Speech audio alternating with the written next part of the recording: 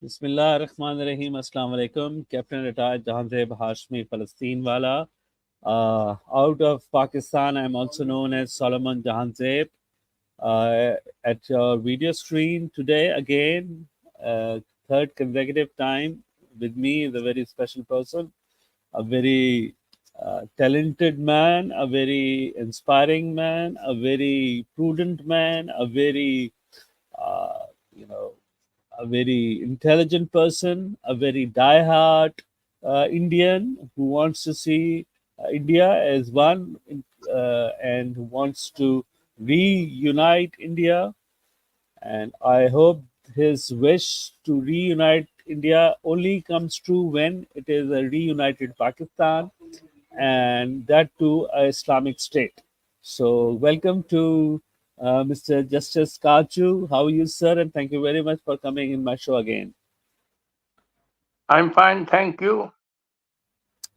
So, why do you want India to be reunited? See, I want this whole region, this subcontinent, to emerge as a modern industrial giant like another China, because the main enemies of our subcontinent are poverty, unemployment, hunger, uh, price rise, lack of health care, lack of good education, etc. We are wasting our energy and our money in buying foreign arms when we should all be united and work together into creating a prosperous subcontinent where all people can enjoy a high standard of living and decent lives, prosperous lives, and live with dignity and honor. And all religions are given equal respect. That is my purpose. And this purpose is the same purpose what Islam teaches us. Islam says all religions should be respected. They should be given the liberty to practice. All the non-Muslims should be given the liberty and freedom to practice their religion in the within the state of Islamic State, but the rule of law should be of Islam and the sovereignty should be with Allah in the constitution, and the constitution should abide by all the principles laid down in Quran and are established by the prophet's sayings and his actions. So this is what a state should be. The economic principles of the state should be in coherence with the Islamic doctrine, and there should not be an interest-based economy, and the laws governed in the country should be Islamic, as I have said earlier. So this way, if there is an India with this paradigm, with this concept, with this rule of law, I agree with you that we should have a united India where education is supreme, where healthcare is supreme, uh, where digital literacy is supreme, where uh, all men are treated equal, where there is rule of law, where there is a welfare state. I agree to this. Do you agree? No, I don't agree. And my reason for not agreeing is this. See, law is a reflection of social conditions at a particular stage of a society's historical development. And therefore, when social conditions change, the law must change. Sharia was created in the 7th or 8th centuries AD, 1400 years ago. Since then, society has totally changed, and therefore the law must change. You can't have Sharia today, just as you cannot have Manusmriti today. Uh, Society has completely changed. You cannot have the Sharia law that a woman should be stoned to death for adultery, or a thief's hands, limbs must be chopped off, or that Acha, you why should can't have we have oral. it? Acha, what is the harm in stoning a woman who is found in, who's established, that confirmed that she has done adultery, or the man has done adultery, fornication? Or why should not a thief should be amputated if he has committed theft? And why a person should not be uh, hanged for committing murder? Why not? I will tell you why not. If your wife has committed adultery, then you Yeah. divorce her. You divorce her. Why should No, you it is stone not. her? No, One it's minute. not. Let me listen. Let me complete. I did not interrupt when you were speaking. These are modern times. In modern times, this is not acceptable. That if a wife commits adultery, you stone her to death. In modern times, if your wife commits adultery, you divorce her. Similarly, if somebody commits theft, you try him, and then if he is found guilty, you send him to prison. You can't chop off. This is not acceptable. This is savagery. In the modern age, this is regarded savagery. Whatever it may have been considered in Arabia in 7th century. Society, when society changes, the laws must change. You think that laws must remain eternal? I don't accept that. I don't accept that Sharia must remain today. It must be Now, totally abolished because now it my was turn. made. Yes. Now let So me tell you why it should remain, why it should be enforced, where it is not enforced anywhere except in somewhere in some of them in Saudi Arabia. Why is the need to enforce the same laws, given in Quran and Sharia in the 17th century, the days of the Prophet, peace be upon him, sallallahu alaihi wasallam? Because now you see, have a look on this world. There is lot of adultery, there is lot of degeneration in the society because of this luciferous acts done by the social youth and people all around in the society. And just to stop it, if one woman in a society is stoned to death, no other woman would dare to commit adultery again. And that will stop adultery. If somebody is removed with his hand, the society will be taking seeing that, and would never there would be a thief born, so that he commits theft because of the fear of his being his hand or his legs would be removed. Because of that fear, the impact the punishment will have on the society, you don't have to every time remove the hands. The impact will be so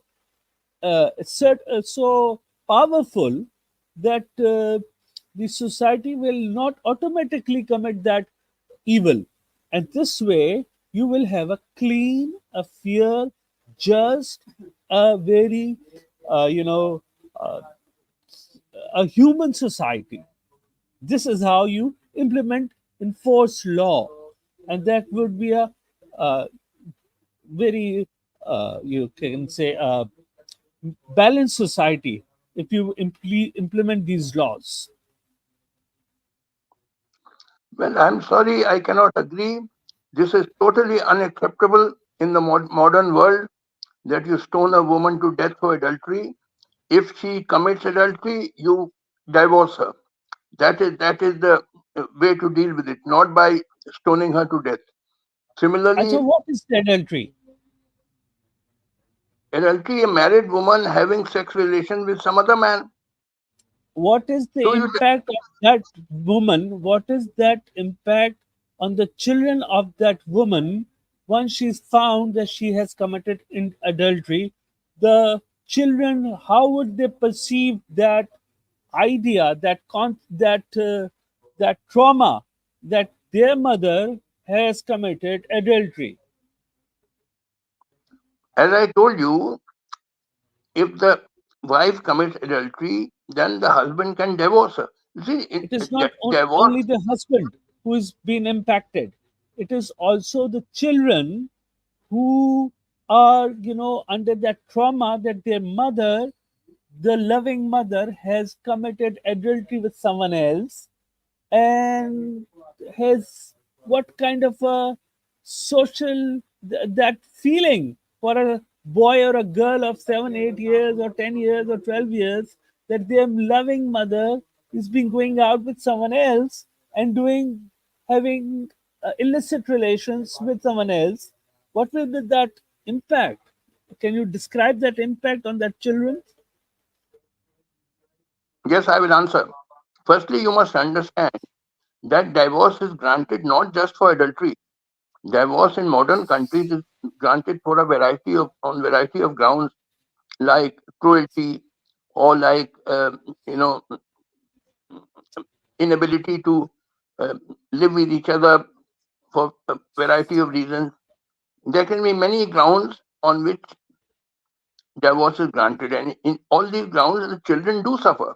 That is true. But because of that, you don't stone a woman to death. What is this? I Now, mean, are you living?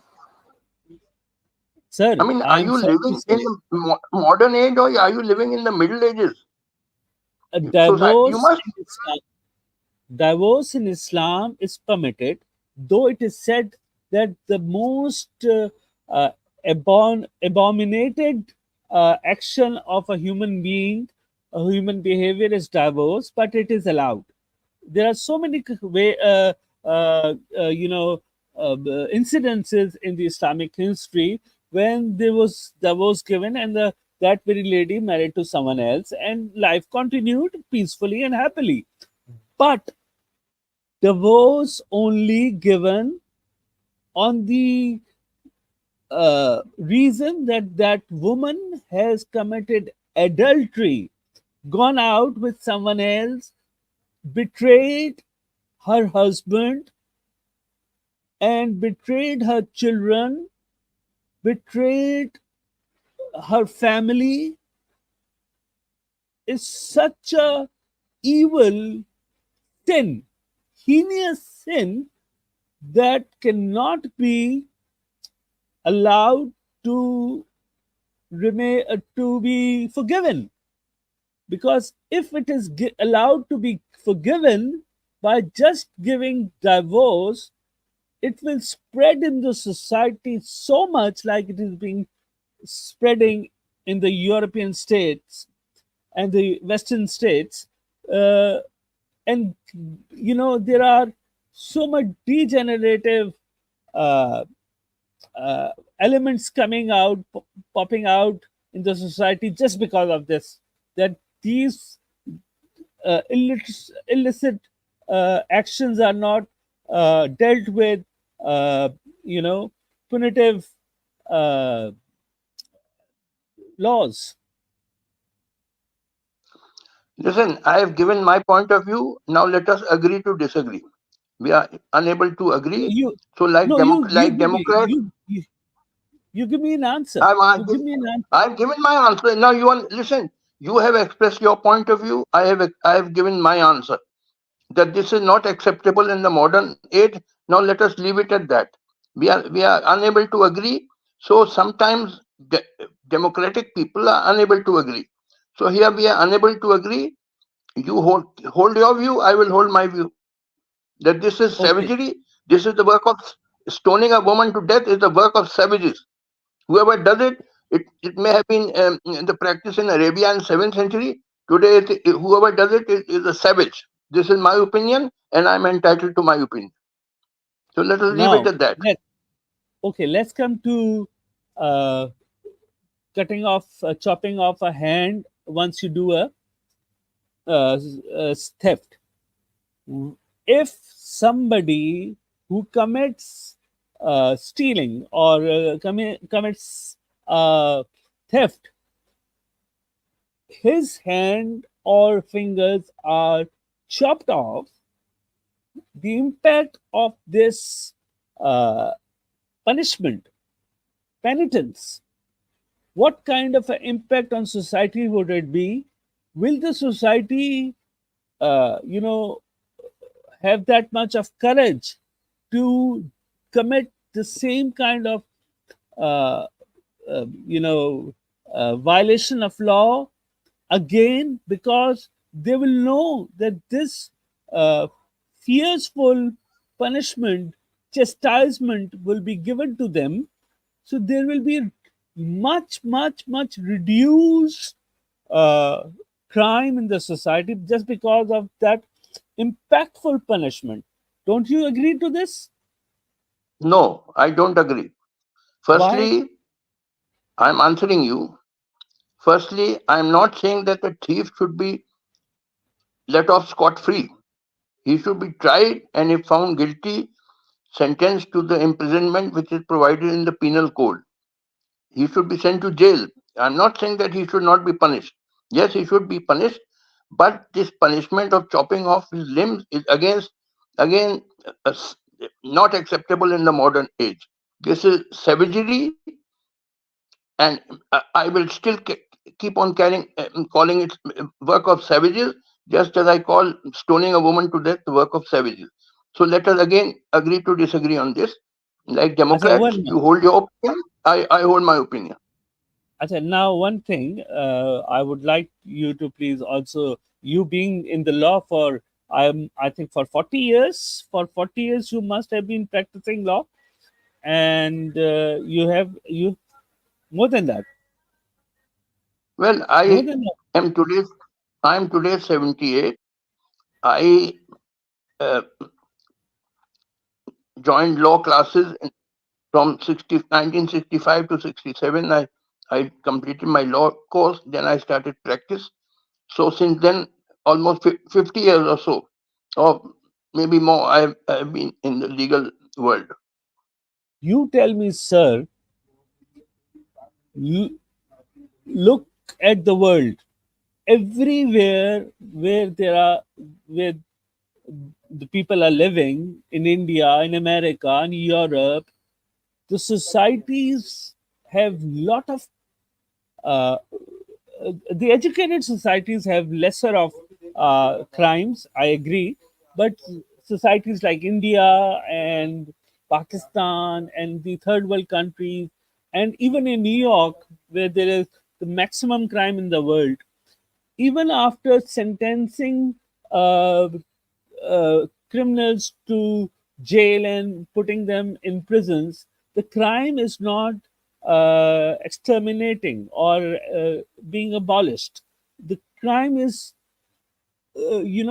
increasing, and it is increasing day by day. There is no stop to crimes because they go to the jail. The people think that after going to the jail after some years they'll come out and that's it.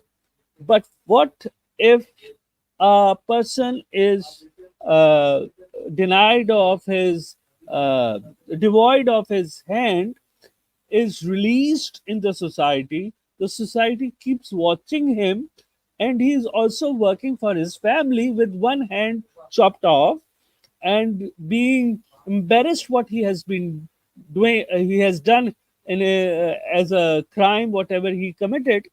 So that impact, and also he's continuing working for his family as a breadwinner at a different level. So don't you think it's very plausible? And you just say that you agree to disagree, but give me an answer. Why do you think the only argument you are giving is savagery and the modern times? The modern times is suffering from a lot of crimes just because the old timer doctrine is not being enforced and implemented.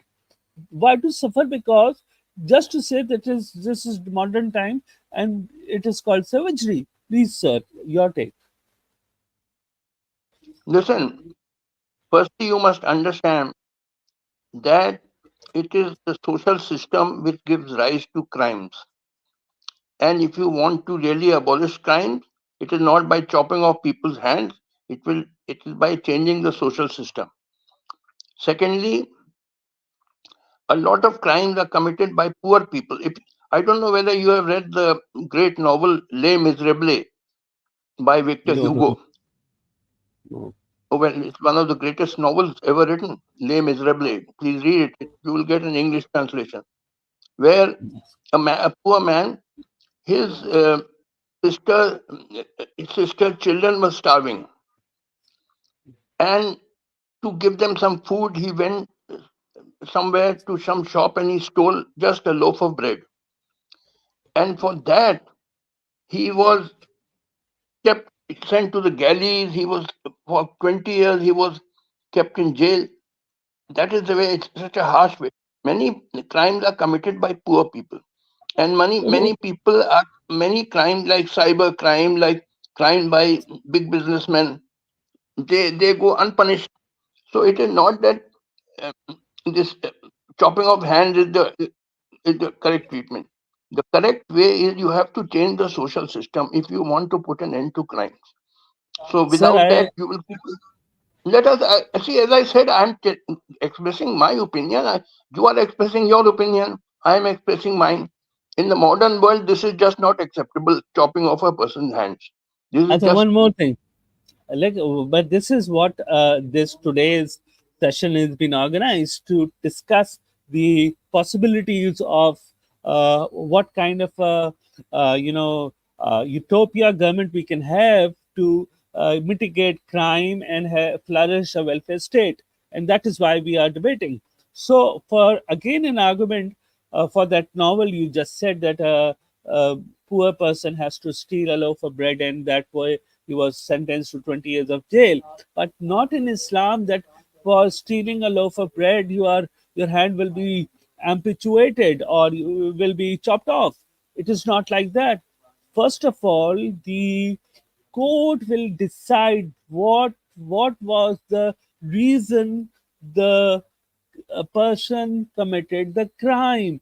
If the reason is goes into his favor, then he will be facilitated with the resources so that he does not commit that crime again. It is not that his hand will be chopped off just because that he has stolen a loaf of bread or committed a crime which was beyond his control. So that is not there in Islam. In Islam, if somebody is found guilty because he has done out of his need, then he will be facilitated, not being, you know, uh, chastised. So this is different.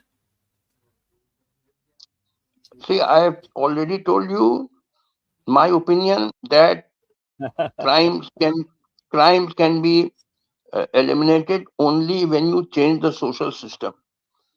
Yeah, It, I agree. within the social system, you will keep on having crime, whether you chop off man's hands or you send him to jail or whatever. Crime will keep occurring. So that is my So opinion. what is changing social system? Changing social system means that the present system, see what it does is it keeps a large section of the people, maybe 80% people, very poor, like in Pakistan, like in India, whereas a handful of people are billionaires. Now, this is totally unjust. It is an unjust society, and crime will occur. The poor people will resort to crime. After all, they have to survive. They will do such things. You have to change the social system that everybody gets a decent life, dignified life of dignity. He does not have to commit crimes. So this is my opinion. I mean, let us accept your opinion and my opinion. You hold your views, I hold my views. Right, but as we remember that this session is being conducted just to know the people who is watching and let know the world that this is what Islam professes for how a government should govern its people, and this is how you think the government should be formed, and this is how it should execute its constitution. Next answer to your statement. The welfare state should have equality. No, I am professing India should become a unified India, but not a unified India, a unified Pakistan, where there is an Islamic state, respect to all religions. The Hinduism should be given all the respect. They should be allowed to practice their religion freely and the way they want to. But, but when there is a matter between a Muslim and an Indian, or a Hindu in the court, so both the doctrines should be valued and kept into consideration. That a Muslim committed that crime in that perspective, and the Hindu committed that crime in that perspective, and keeping both the doctrines into consideration, then the verdict should be given.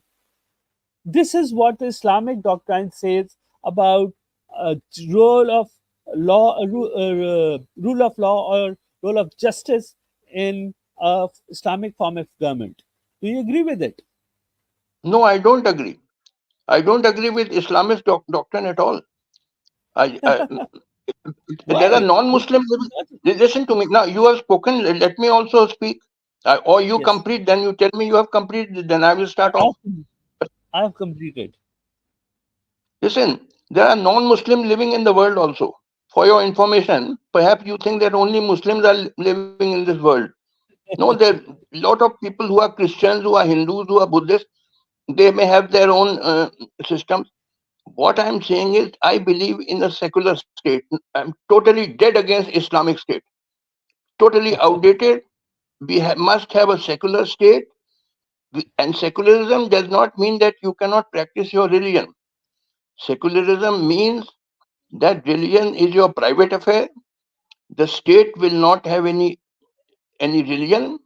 It will be neutral. It will respect all religions. But state itself will not have any religion, or and there will be no religious law, no Sharia, no Hindu law, no Christian law, just a unified civil code. I'm strongly in support of that.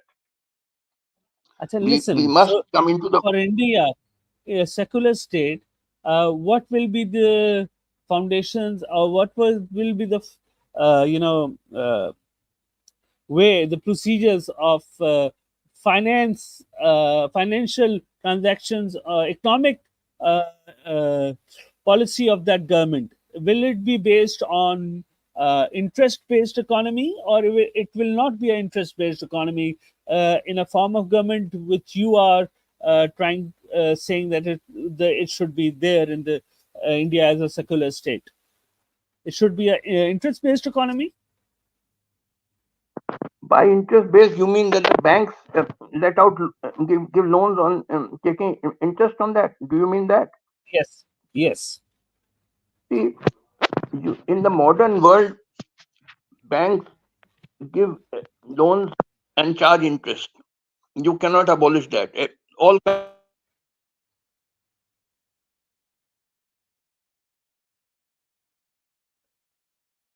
Banks give loans. They charge interest on it. So it is all this talk that there should be interest free. It is all in the air. It is not. It is not even practiced by Islamic countries. What to say of non-Islamic countries? You have to have modern rules, which, on the one hand, they felicitate and encourage incentive. I'm in favor of private enterprise, but that private enterprise should not go to the extent of making just a hand. You know what is the position in India? Seven families in India are owning as much wealth as 50% of the bottom half of India's population of 1400 million. Out of 1400 million people, 700 million people own as much wealth as seven individuals in India. Hmm. These seven individuals are multi-billionaires. And I Yes, suppose the same is situation in Pakistan. Is this fair? I it's am in not. favor of private enterprise, but private enterprise should not go to this extent. There are just seven people owning as much wealth as the bottom half of 1400 million people. This should Capitalistic not be allowed. society. This is We, capitalistic society. capitalistic society must also have certain restrictions. It must not be given a free rein that you just a handful of people are enjoying huge wealth and the remaining people, 80% people are, the condition in India is there's massive poverty, massive unemployment, mass, almost total lack of proper healthcare and proper education in our country. And I suppose the same in that in Pakistan. This is But just you not say acceptable. what you were saying that a secular state should be there. So, what is your idea about a government? How will you manage to provide everybody healthcare, education, and employment? What system do you have in your mind? We have to, firstly, you must understand that healthcare, education, and all on a mass scale requires a huge amount of money. Now, this money can be generated only by modern industry. It can't be generated by agriculture. Just like in North America, Europe, they are highly industrialized countries and therefore highly prosperous. We must convert our Indian subcontinent into a highly industrialized, highly modernized, highly prosperous region where all people get decent lives, decent education, decent food, decent housing, decent jobs, decent incomes. You know, uh, Let me give you one example. I think this was in 1941 when the then president of United States, Franklin Roosevelt, gave a State of the Union address called the Second Bill of Rights. Please note it down if you have a piece of paper and pen. The Well, Second Bill of Rights. okay, I will President remember. Franklin, President Franklin Roosevelt said that the Bill of Rights in the US Constitution, which provides for religious freedom, liberty, equality, etc., this has proved to be inadequate because large sections of the people are denied economic rights, like the right of to get employment, right to health care, right to proper education. So he said what is required is a second Bill of Rights because large number of people, even in United States, which is the most advanced country, are poor. Many of them don't get proper health care, proper food, proper education, and so on. So he said a second Bill of Rights is necessary. So that is uh, that applies for all countries in the world. Let me tell you, before the Industrial Revolution, which started in the first half of the 18th century, it began from England and then spread to other countries. There were feudal societies everywhere. Now, in feudal societies, the method of production was so primitive and backward. For example, the uh, for tilling the land, they use these what's it called plows driven by bulls, Yes, bullocks, yes. or in some countries by buffaloes, or in Europe, horses were used. So very little wealth was generated by the feudal method of production. And therefore, only a handful of people like kings and aristocrats could be rich. And the remaining 95% people had to be poor because so little wealth was generated by the feudal method of production. This situation has dramatically changed after the Industrial Revolution, which, as I said, began in the first half of the 18th 70s. century. Yeah.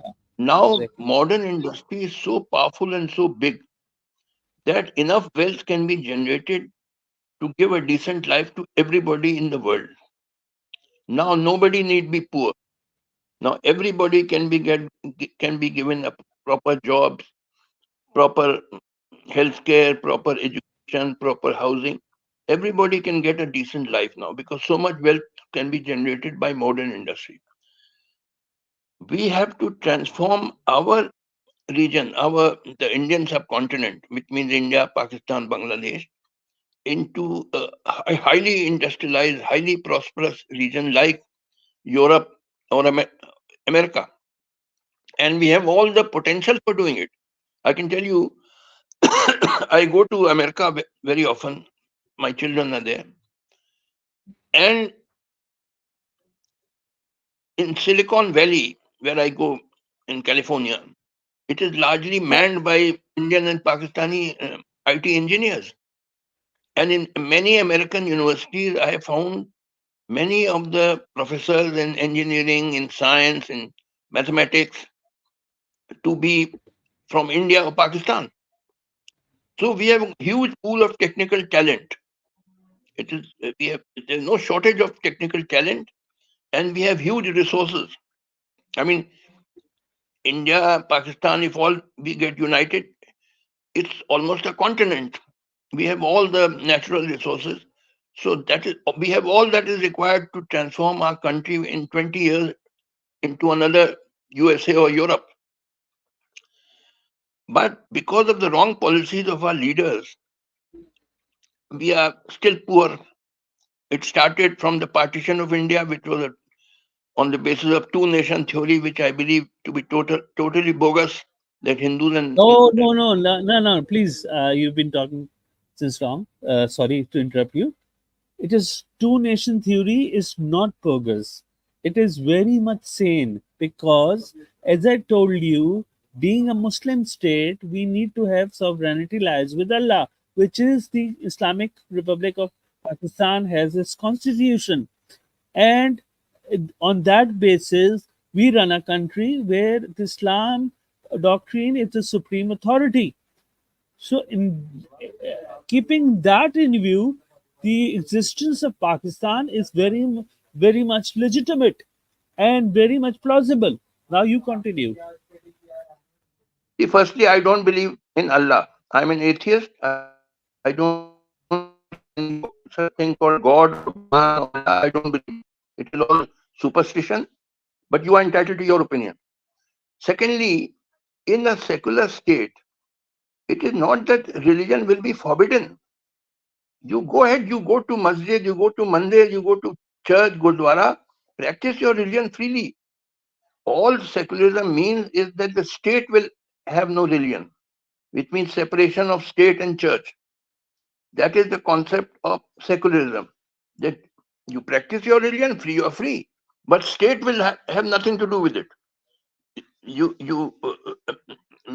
can rise to as high and now. In recently, I saw on YouTube when this Shehbaz Sharif took oath. He took oath. He said, "मैं मुसलमान हूँ." I mean, non-Muslim cannot be prime minister, cannot be No, president. Why not? no. 1 minute, Be- 1 minute. It is in your constitution. It is in your constitution. Why not? If I am a competent, deserving person, just because I am not a Muslim, you will deprive me of high yes, positions. the Is this reason just? I Is can, this fair? 1 minute. Let me see. I never interrupted you when you already you complete, and I will remain no, silent no, before sir. you. You are elder to me. I respect you a lot. You can continue with your argument. If everybody is to be treated equal, then why can't a non-Muslim become president of Pakistan or prime minister of Pakistan? In your constitution, it is mentioned that he has to be a Muslim. And in Yes, Shehbaz Sharif, when he took oath, he said, "मैं मुसलमान." क्या जरूरत है ये कहने की? Supposing I become president or prime minister of India, which of course I will not. I will never say that मैं हिंदू हूँ. As a matter of fact, I am an atheist. But even technically, I am a Hindu, but I will not, because in your country, you have to say it. You have to be a Muslim to be a president or prime minister. So therefore, you are treating non-Muslims as inferiors. Of course, you are treating. And let me give you a few more examples. See, you may talk whatever you like, but what is the truth? If a Hindu girl marries a Muslim man in your country, it is all right. But if a Hindu man dares to marry a Muslim woman and that Muslim woman converts to Hinduism, in practice, he will be wajibul qatl. They will be murdered. This is the truth. So don't give me all this talk that all are equal in Pakistan. The fact is that minorities, I'm saying the same thing happened in India of late, that is happening in India also. Although in our constitution it is mentioned that India is a secular state, but in reality India has been transformed into a Hindu state, which I strongly oppose. I, Let me I, answer I, you if you want me. I condemn that. What has been done in India to minorities, especially Muslims, I have always condemned it. I regard all as equals, and in fact, we have formed an organization called Ibadat Khana, which promotes interfaith harmony. Let me tell you one thing. Before 1857, there was no animosity between Hindus and Muslims. Before 1857 is the cutoff date. Let me elaborate on that. Before 1857, Hindus and Muslims in India were living in great, total amity. They used to help each other. Hindus used to participate in Eid and Muharram. Muslims used to participate in Holi, Diwali. There was no problem. Problem began from 1857 when the Great Mutiny broke out. In the mutiny, Hindus and Muslims jointly fought against the British. Now, after suppressing the mutiny of 1857, the British decided that the only way to control India was divide and rule, make Hindus and Muslims fight each other.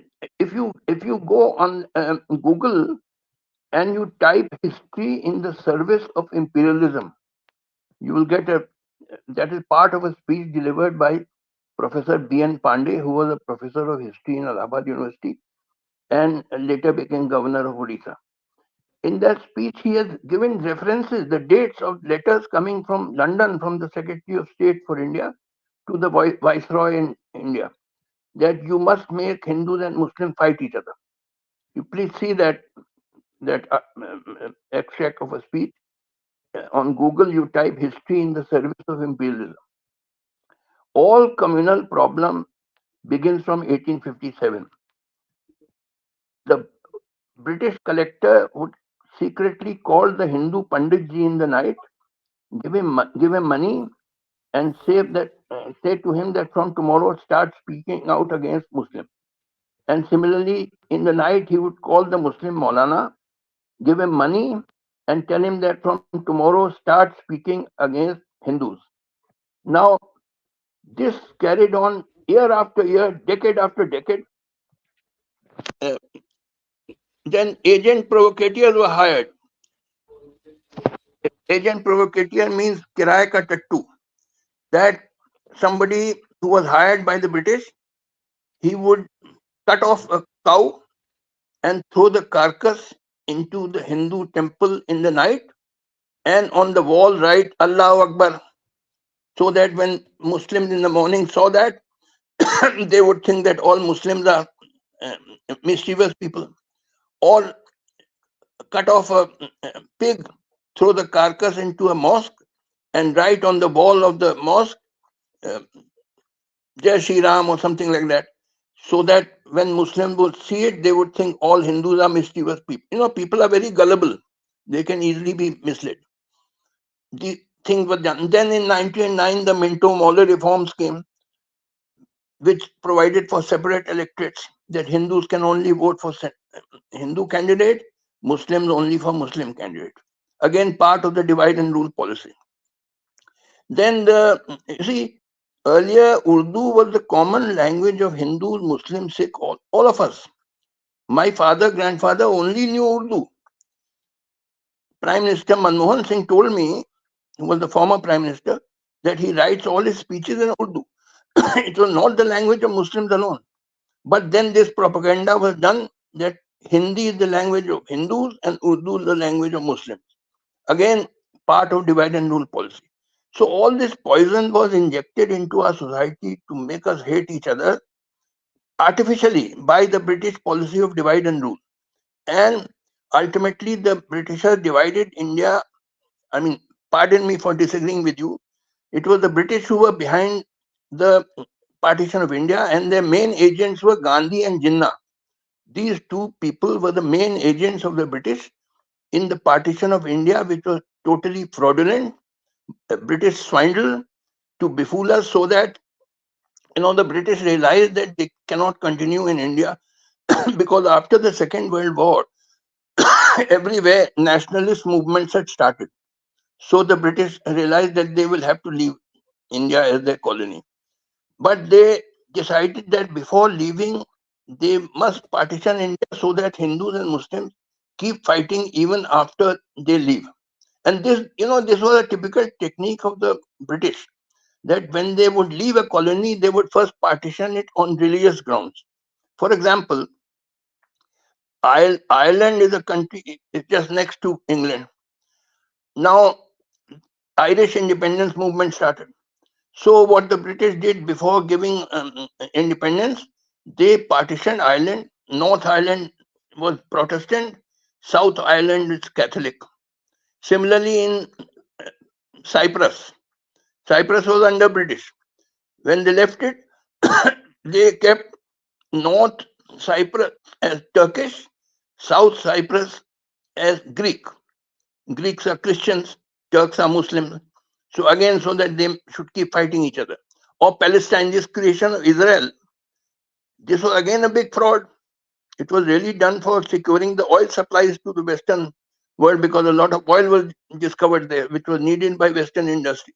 This is the real purpose of creating Israel, to secure the oil supplies from the Middle East to Western industries which were growing. So Israel was created as a Jewish state and Jordan created as an Arab state. Again, divide and rule.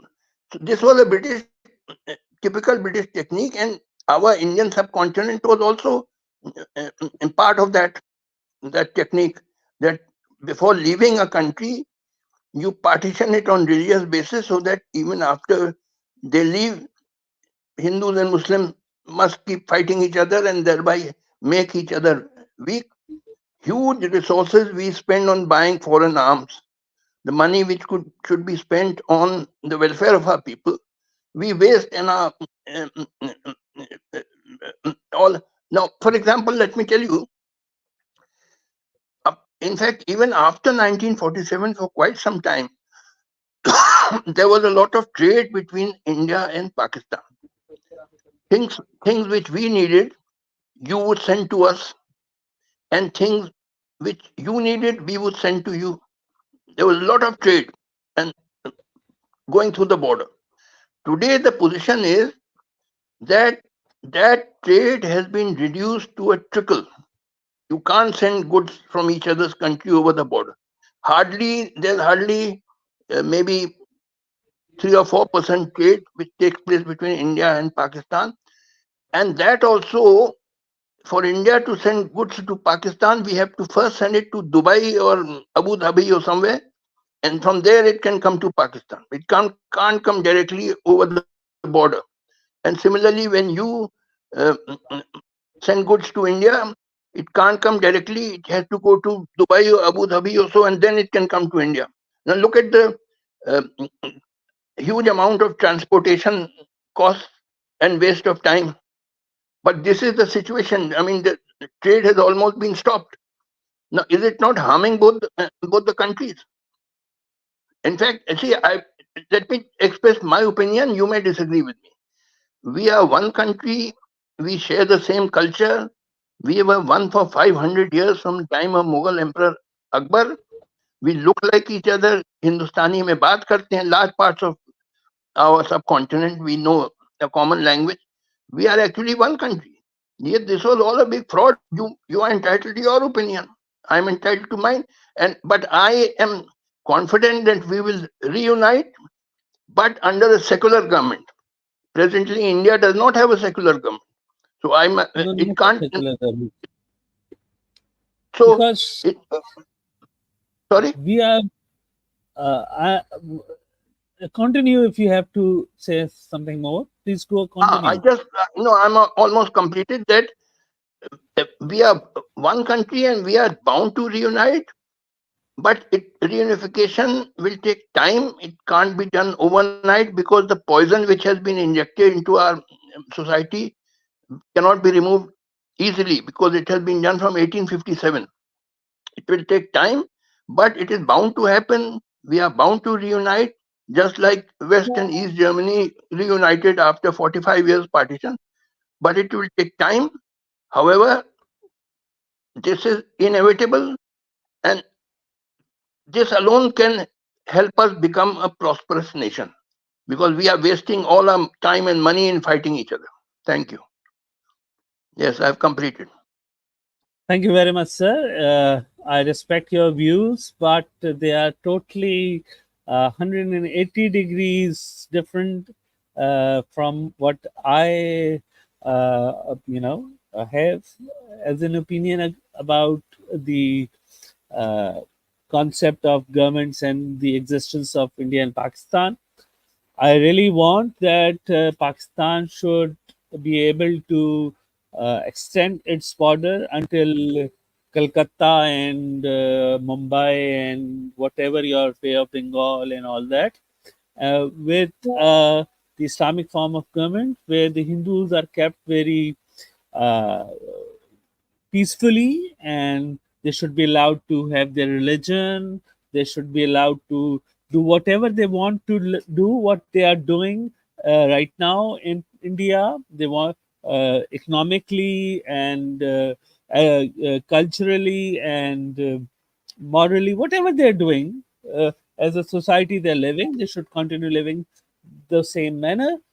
But uh, the uh, government, the federal government, and the provincial government should be ruled under the law of the Holy Book, because it has vivid explanation and uh, description how to rule a government and governance. And as you said, that being a Muslim, I am allowed to practice my religion, but not in the form of government.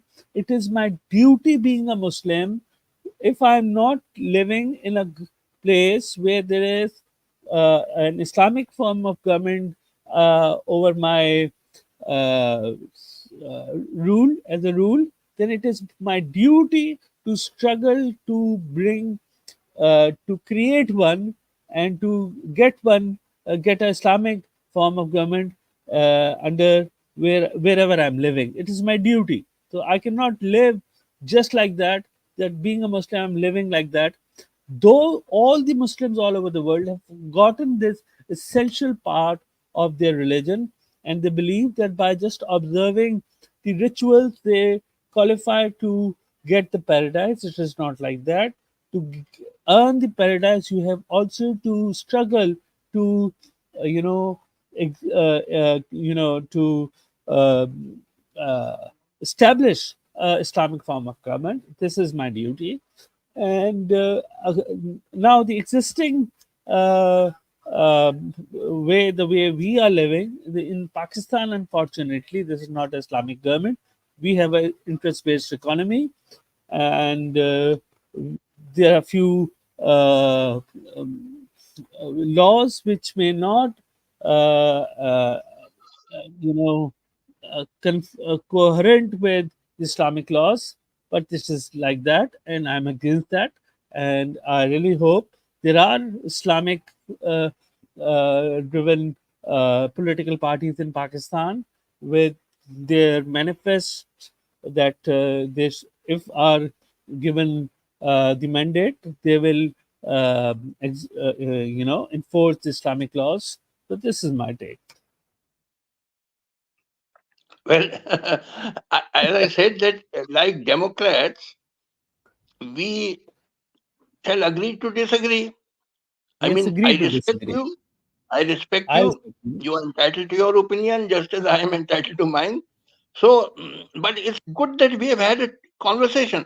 What happens is when we have a conversation, then even when we have very, as you said, 180 degrees difference, but after a series of discussions, gradually the differences get reduced. And You see, you will become a Muslim. Yes. well, as I said, as I often say, pardon me, you will pardon me for saying so. I often tell my Muslim friends, I have a lot of Muslim friends. We have as many Muslims in India as there are in Pakistan. Maybe more than that. Well, about that, maybe 20, 23 crores or something like that. We have as many, and I have a lot of Muslim friends, and I tell them, and in fact, I post on Facebook and Twitter that Muslims of India and Pakistan are fake Muslims. They are not Muslim. No Muslim. I am a Muslim because I follow the Prophet. Prophet said two things.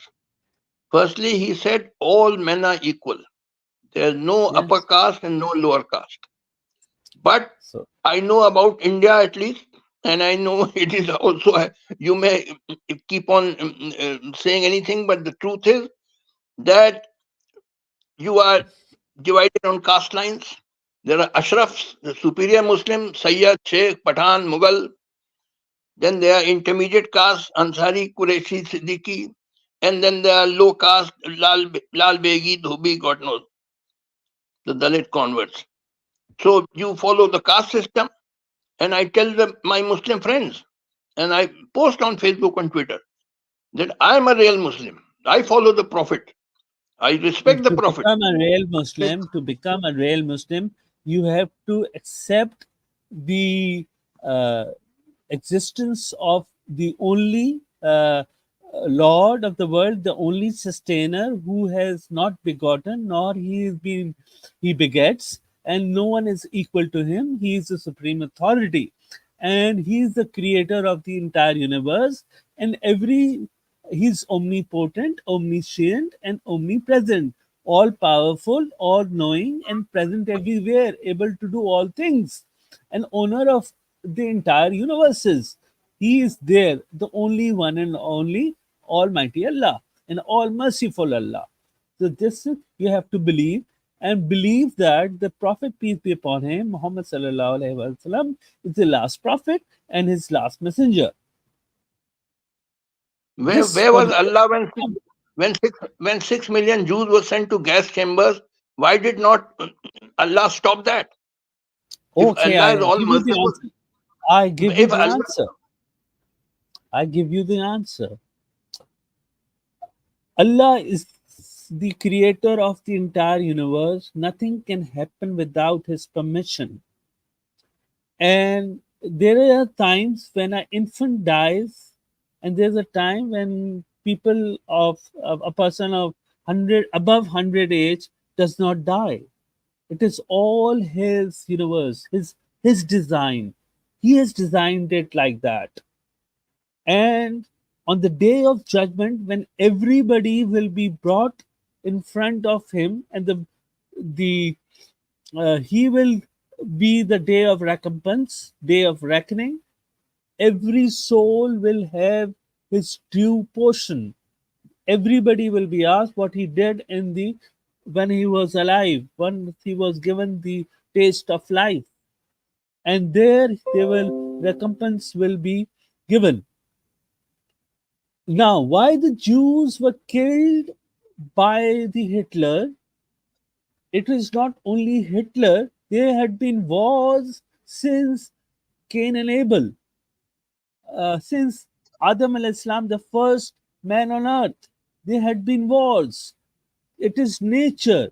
He has designed as such that there are enmities between human beings. There are wars, there are battles, there are skirmishes, there are quarrels, there is happiness, there is uh, sorrow, there is wealth, there is misery, there are destitutes living in the world, there are multi tycoons, millionaires, billionaires living in this world.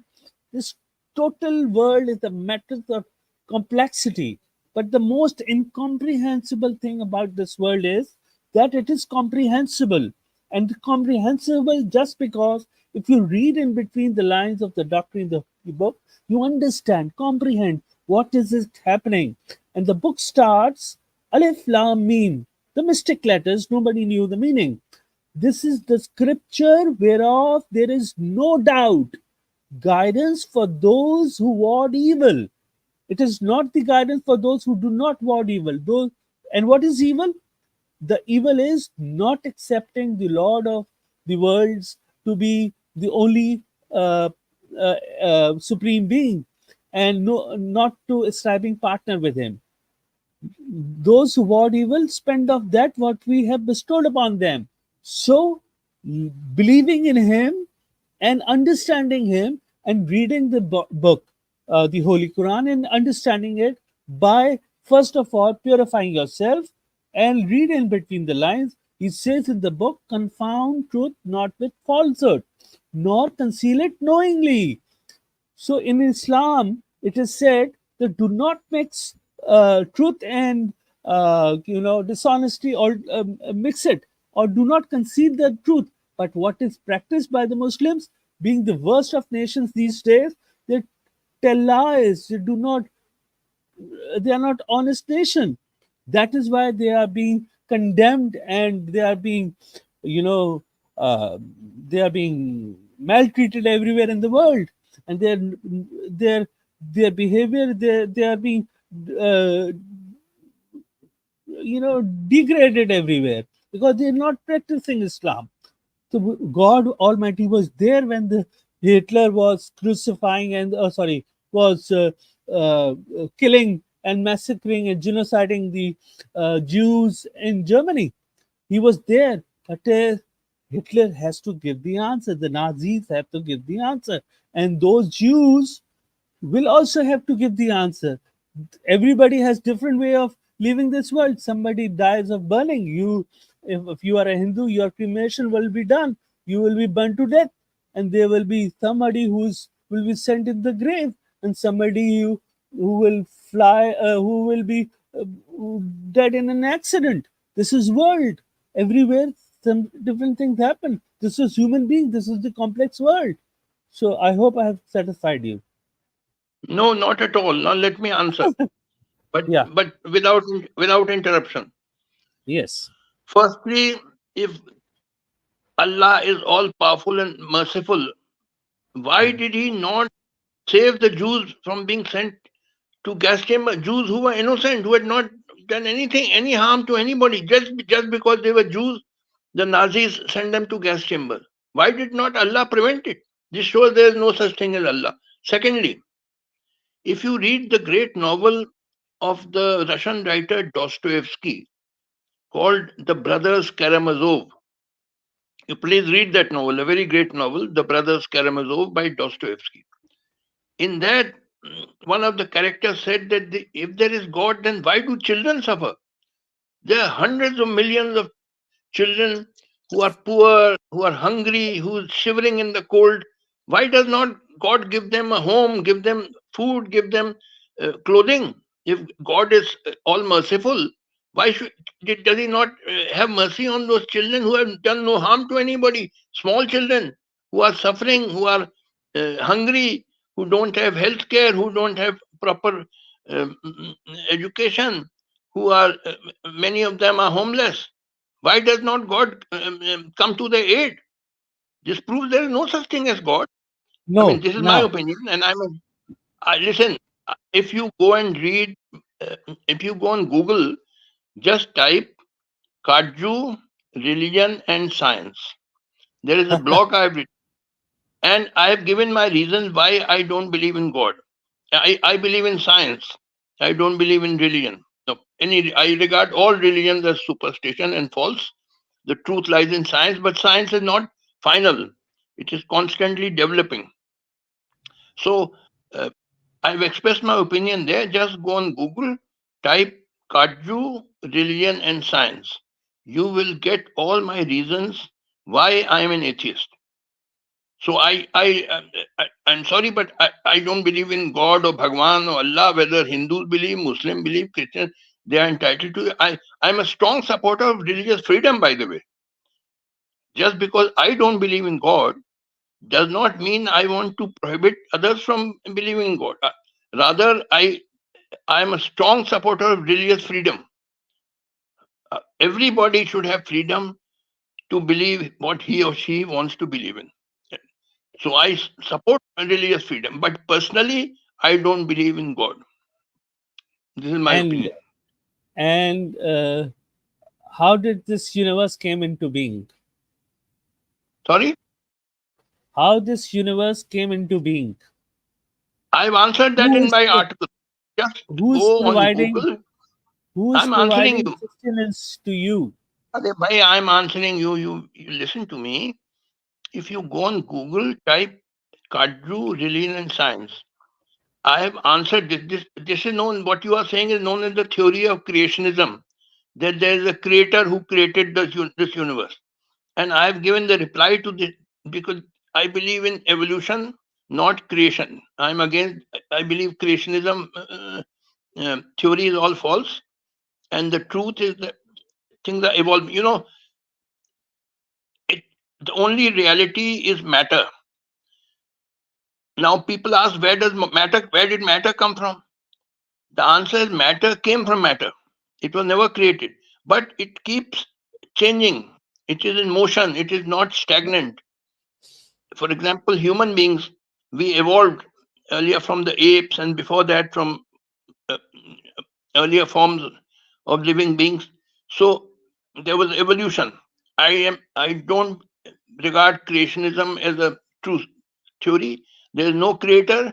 This universe existed always and will continue existing, but it is dynamic. It is in motion, and those how it moves can be discovered by scientific research. I am a believer in science. I am not a believer in religion. Thank you. Okay, sir. So today with you, it was a very captivating discussion. We talked about India reunifying Pakistan and giving its name Pakistan and having Islamic State in the power government. And you agreed to that? I have said that. Look. I want reunification of India, Pakistan, Bangladesh. Some people, perhaps Pakistanis, they tweeted that we are against giving the name India to this reunified country. I said, look, if you have objection to the name, all right. Instead of calling it India, we'll call it Pakistan. But it must be a And secular state, Islamic. not No, Islamic no, state. On that, I am no. dead against. You may be in favor of Islamic state. I am dead against it.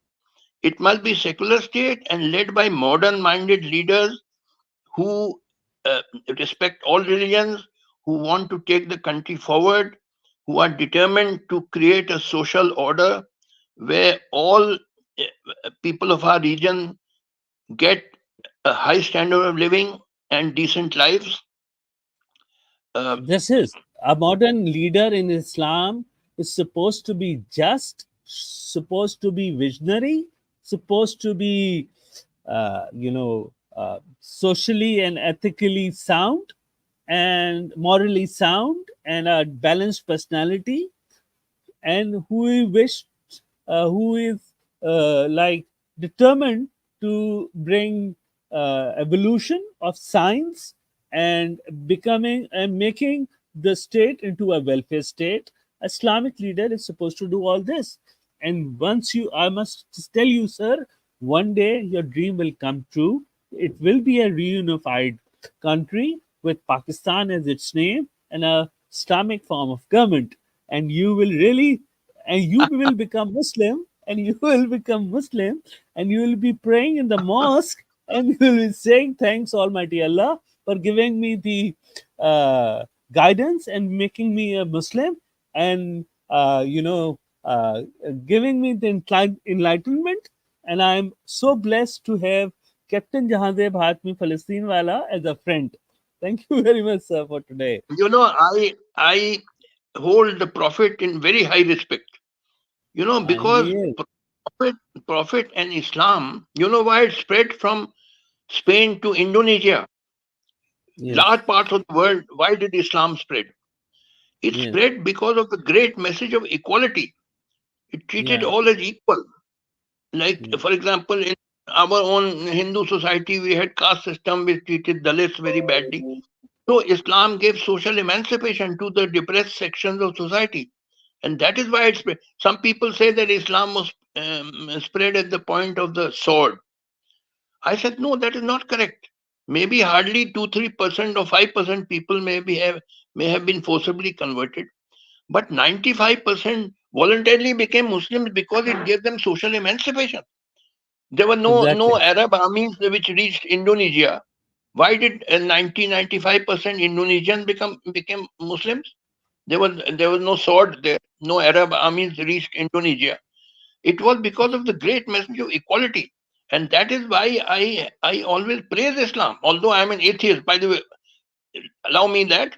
But No, otherwise, you have to what I can say, like, leave this concept of atheism and try to it's a request, not a suggestion, sir. It's a request to go and read an English translation of Darus Salam Holy Book Quran, and read it, and for once only, and just read it, the translation, the Salam translation of Saudi Arabian published Quran, English translation, and then we can discuss what you read, and if you have arguments, let me be there to satisfy you.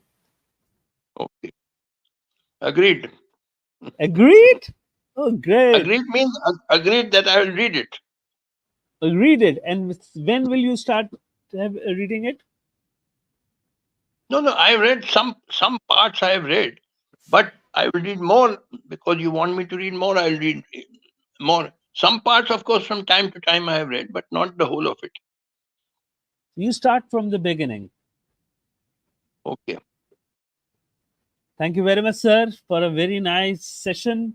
It is 1 hour 12 minutes that we were live. Now, thank you very much. Do you have to say something to the viewers? No, just want to say is that the importance of our discussion is this. Although we disagreed fundamentally on many issues, but the very fact that we are talking with each other, this is Yes. important.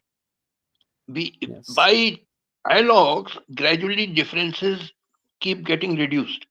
But had Yeah. you kept away and I had kept away, there will be no possibility of any reconciliation.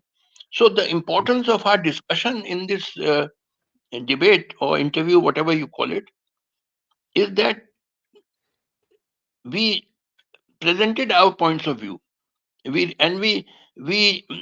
respected each other. We were not fighting each other. We were not quarreling. We were not abusing. We were not scolding. I patiently heard you, and you patiently heard me. Now, this is the important thing. Why democracy is important is that people get together and they exchange their views. So this is a very important, very vital discussion which you and I had.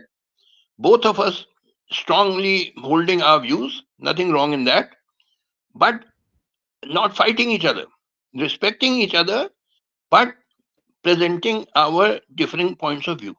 So this is a very important discussion we have had, and in fact, you should share this widely. This video wherever you can share it, because this is important that we talk with each other instead of just You also share it. ignoring each other. You also This is the share it on your significance. Facebook and Twitter When will you send the link to me? right away. Okay, okay. You please send it. And Thank you. today it was not disruption also. There was no disruption. Yes. internet disruption. It went very good, Acha, one very thing smooth. before we part, I want to tell you one thing which is very important. Yes, See, although as you know, technically I was born a Hindu, but I have become an atheist. mm, But I respect all religions, and for what I have been doing for last 25, 30 years, in every Ramzan month, for one day I have kept roza for last yes, 25, 30 years. yes, Usually on the last Friday of Ramadan, and yes, I observe it very strictly in accordance with the rules. I right, asked my Muslim friends here, uh, what is the time of Sehri and what is the time of Iftar. right, So, supposing the time of Sehri, I'm told is 4:30 a.m. Then previous night, I tell my wife to put some boiled eggs and some bread and milk in the fridge. In the morning at 4 o'clock, I get up, quickly have that, and before 4:30, then after 4:30, I do not take a drop of water or anything to eat. I fast till the time of iftar, very strictly in accordance with the rule, but only one day in a month. And what I also do, I put up on my Facebook page a couple of days before the commencement of Ramadan, appealing to all uh, non-Muslims to do the same which I will do, particularly to the people of India who are 80% Hindus. I appeal to them that out of respect for our Muslim brothers and sisters, please keep at one day roza. You need not keep the whole day roza, but just one day. It is just showing respect. It is not that you are abandoning your religion. And similarly, at the time of the Navratri of Hindus, I appeal to all uh, non-Hindus, including Muslims in Pakistan, that please keep one day Navratri fast. Uh, how it is kept, you can ask any of your Hindu friends. And in fact, it is easier than the roza of the Muslim because in roza you cannot take anything to eat or drink. Whereas in Navratri fast, you can take fruits and you can take water, but you can't take cereals and all. So I appeal to all non-Hindus during Navratri, please keep one day fast, uh, just out of respect for your Hindu brothers and sisters. Not that you give up your religion, you keep practicing your religion, but just we must have solidarity and respect for each other's religions. And for that, I have been doing for 25, 30 years. You will see again if you go on my Facebook page. I think in a month's time, the month of Ramadan will start. I'm told, I think 10th of um, 10th of March, 10th of March. It will start 10th of 10th or March. 11th. Yeah. So I will be posting it then shortly, appealing to all uh, non-Muslims to observe one day roza. Oh, listen to me, sir. I humbly request. You are doing something. Basically, you say yourself that you are an atheist by observing a one-day fast or a rosa. It does not suffice because you have to first of all absolutely pay your allegiance and commit your allegiance with Almighty Allah and acknowledging Him to be the only deity and striving no partner with Him and accept Him as the Lord of the worlds, as being the supreme authority. This is the most essential thing to do in terms of showing allegiance to Almighty Allah, that you are doing something what Muslims do. And on the last Friday, the Jumatul Wida, or the last Friday of the month of Ramzan, by just not eating and drinking, it is not roza. In roza, there are certain other obligations, and which are very essential. Skipping any one of them does not fulfill the concept of or the essence of roza, and that are 5 times praying, the Fajr prayer, once you are off with the seri, the early breakfast before the sunrise, and You do it, then you have to offer the prayers of Fajr. Then in the Zohar, the afternoon prayer, and the mid afternoon prayer, and the evening prayer, and the night prayer. And also, in all those, in the entire day, you have to uh, confirm this allegiance with Almighty Allah, that you accept Him, you recite His words, you take His names, and you prove yourself that you are all submissive to His will, complete submission to the will of Allah. That is how you become, or you pay your submission to Allah. And this is how a rosa or a fast is kept. One thing more I would like to say, that last year when the Hindu festival of Diwali was You about are to come. not going to answer this. No, at present, I only want to create good relations between Hindus and Muslims. So at present, what I've been doing for 25, 30 years, every year I keep one day rosa, and I appeal to Hindus and Muslims. Sorry, I appeal to non-Muslims all over the world, particularly in India, to keep one day rosa out of respect and solidarity with our Muslim brothers and sisters. Okay, last year, just before Diwali, which is an important Hindu festival, Ah, uh, I had put up an इसमें appeal to all non uh, हाँ, बताओ non-Hindus, तो। particularly Muslims in Pakistan, that you please light one diya, earthen lamp uh, on Diwali day, just out of respect for your Hindu brothers and sisters. It is not that you are Listen, giving up your religion of listen. Islam. And 1 minute, We let me come. cannot do this. We cannot do Your this. your Rihan Korangi campus principal and children, I tell you, there was such overwhelming support. They sent me pictures which I posted on my Facebook page. Even your principal, I think his name is Altaf Education Wala. He lighted a lamp. He sent me a picture which I put up on my Facebook page. And a large number of students, they lighted a lamp and they held it in their hand and sent me pictures, which I posted on Facebook. Now, this is a remarkable thing which you people did, that here is a country which is 95, 96% Muslim, and yet they are showing respect to the majority people of India. They are celebrating a Hindu festival. It is Well, not that they I get tell you, 1 minute. It is not that they get converted to Hinduism. They remain Muslims, but just showing respect to other people's religion. This is what I have been promoting for 25, 30 years. and now, sir, the kids did what they were told to do, and they did it out of ignorance, because in Islam, uh, the Diwali festival, which they showed interest in, we cannot do anything which counters the concept of oneness of Allah, or ascribing someone in His worship.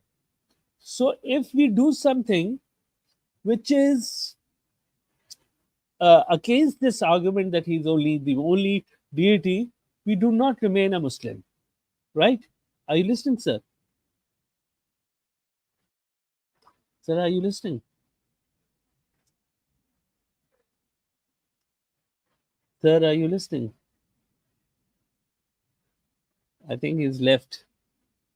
So, gentlemen, this was a long interview, 1 hour 24 minutes, and we discussed so much today, and without disruption, internet disruption, very little of it. And thank you very much for coming and watching us.